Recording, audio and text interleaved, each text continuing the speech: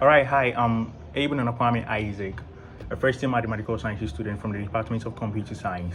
Okay, so like this video is purposely to, discuss some topics we talked about during our previous meetings for here concerning programming fundamentals. Okay, so I would start by defining or saying the definition of a computer.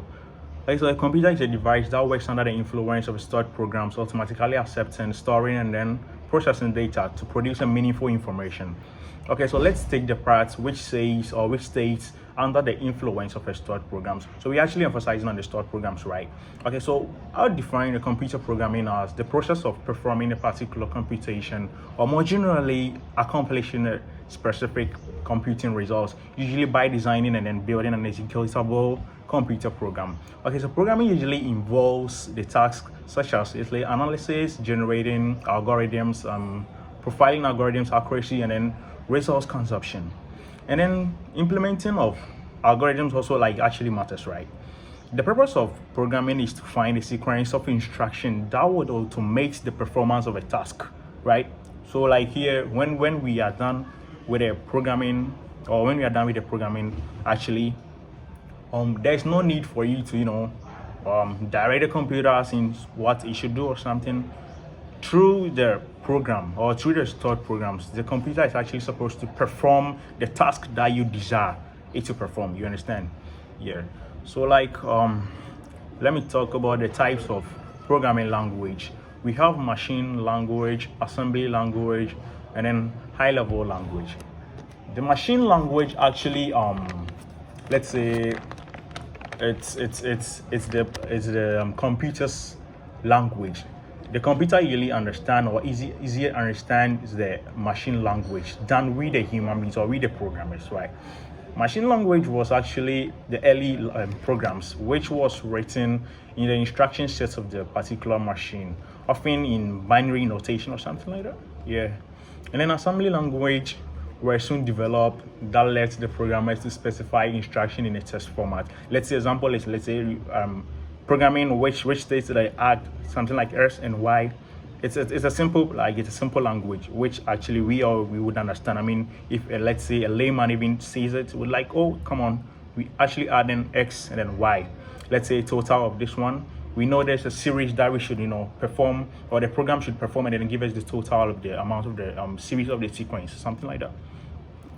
Okay, and then we got to high level languages. High level languages made the process of developing a program simpler and more understandable and then less bound to the underlying hardware. This is where we got the Java, C++, C, JavaScript, and then a whole lot of shit. Yeah. So let me move to version control. Version control. Whenever we talk about electronic documents, it is important to maintain your versions, right? So what is version control then? We shall consider the common issue without version control. Let me say practically, let's define something without the definition of version control. Let's say an organization has hired, let's say, 3 developers, of which one of them lives in the USA, 2 of them lives in the China. Those in the USA, those in the China can, actually contribute easily than the one in the USA. However, if they are all to contribute in a particular file, right? There would be the need to, perform a video meeting, let's say virtual meeting, video meeting, virtual meeting, or let's say actually meeting up physically to perform that particular maintenance to the particular file, right? But here comes the case that version control has come to stay, and then this is where version control actually comes in.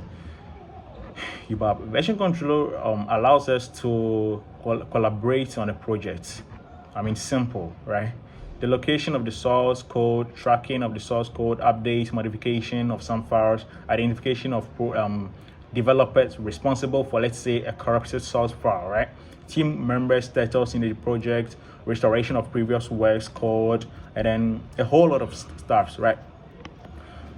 Version control is a system that records and then manages changes to a file or set of files over time, so that specific version could be recalled later.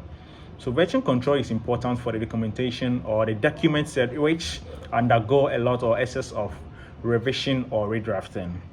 We have some types of version controls. Actually, there are three types of version control. We have the general, local, and then centralized. But no, the centralized, the local, and the distributed version control systems, right?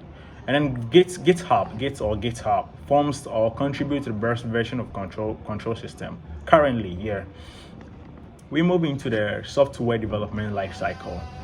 Okay, so software development lifecycle is a conceptual framework or process that considers the structure of the stage involved in the development of an application here, from its initial feasibility study through to its deployment in the field and then maintenance.